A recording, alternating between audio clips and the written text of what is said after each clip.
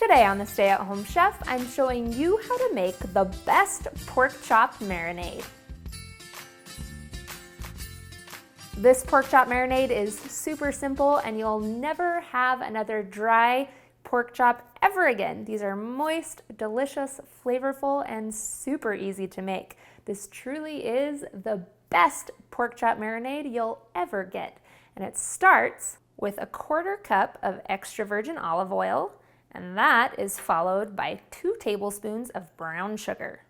Then you'll need 5 cloves of crushed garlic, a teaspoon of ground mustard, and then you'll need a tablespoon of white wine vinegar. Pour that on in, and we'll chase it with a tablespoon of Worcestershire sauce, if I can say that right, and a tablespoon of lemon juice. And then last, you'll need 1/2 teaspoon each of salt and pepper. Probably could have used a smaller bowl. Oh well, I guess it doesn't matter. Next, you're gonna need to take a whisk and whisk this all together.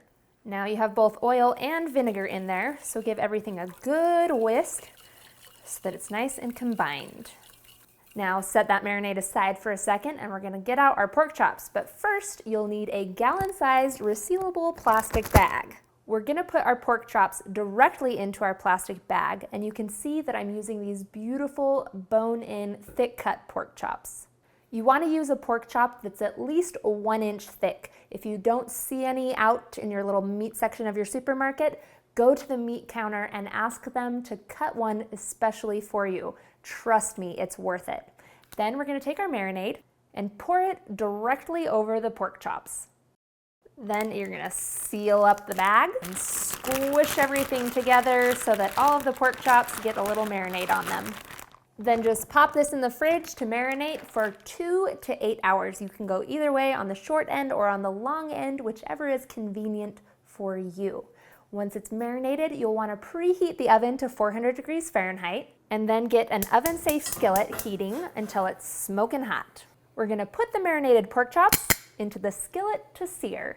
Now you can see I'm using a grill pan, but you could also use a regular pan too, just as long as it's oven safe.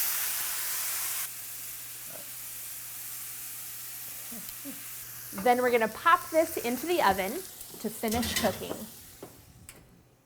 Pork needs to be cooked to an internal temperature of 145 degrees Fahrenheit. It takes about 5 minutes per 1/2 inch, but you should always use a meat thermometer to ensure 100% accuracy and make sure your pork doesn't dry out.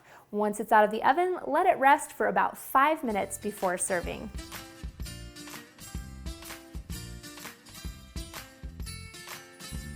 Thanks for watching. You can find the full written recipe in the video description. Be sure to subscribe and check out the rest of my videos where you can find hundreds of restaurant quality recipes you can easily make at home.